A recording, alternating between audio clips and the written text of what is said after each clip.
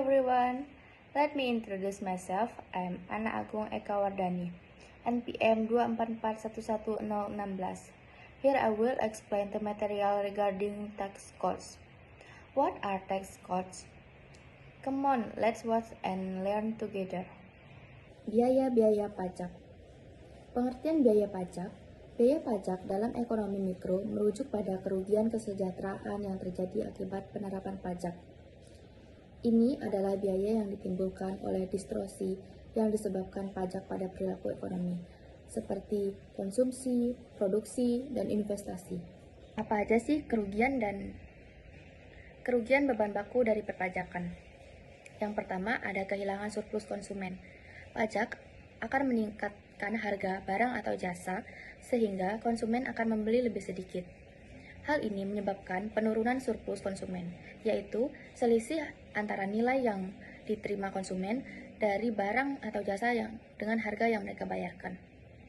Yang kedua, kehilangan surplus produsen.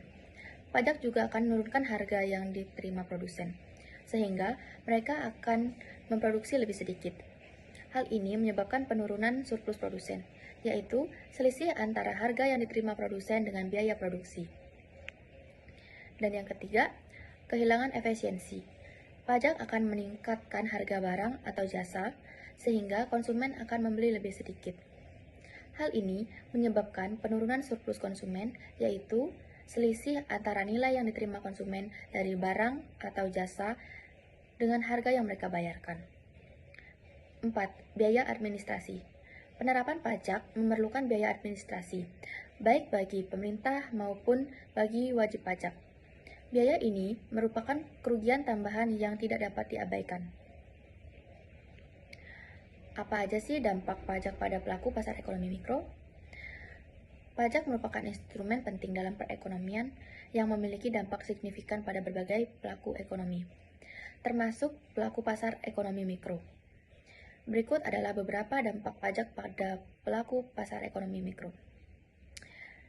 Ada dua, dampak positif dan dampak negatif.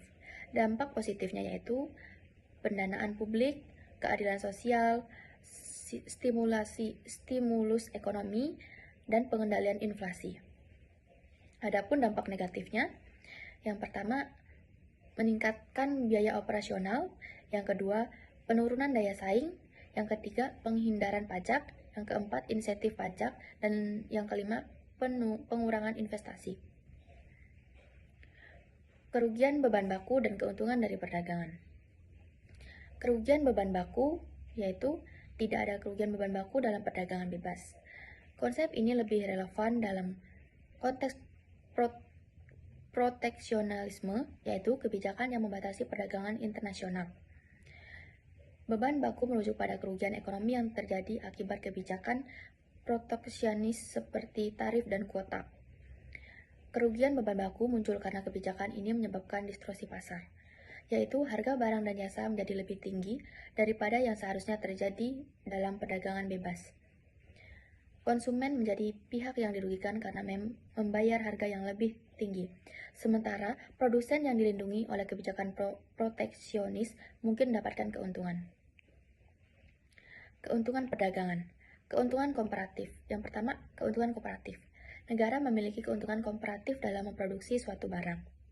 Jika biaya kesempatan memproduksi barang tersebut lebih rendah dibandingkan dengan negara lain. 2. Keuntungan absolut. Negara memiliki keuntungan absolut dalam memproduksi suatu barang. Jika memproduksi barang tersebut dengan lebih sedikit input dibandingkan dengan negara lain. Yang ketiga, perdagangan internasional.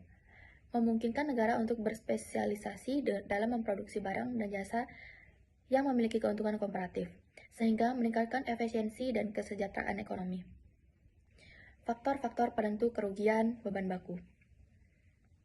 Ketidaksempurnaan pasar. Monopoli di mana satu perusahaan menguasai seluruh pasar dapat menyebabkan kerugian beban baku karena perusahaan dapat menetapkan harga yang lebih tinggi dan menjual produk yang lebih sedikit dibandingkan dengan pasar yang kompetitif.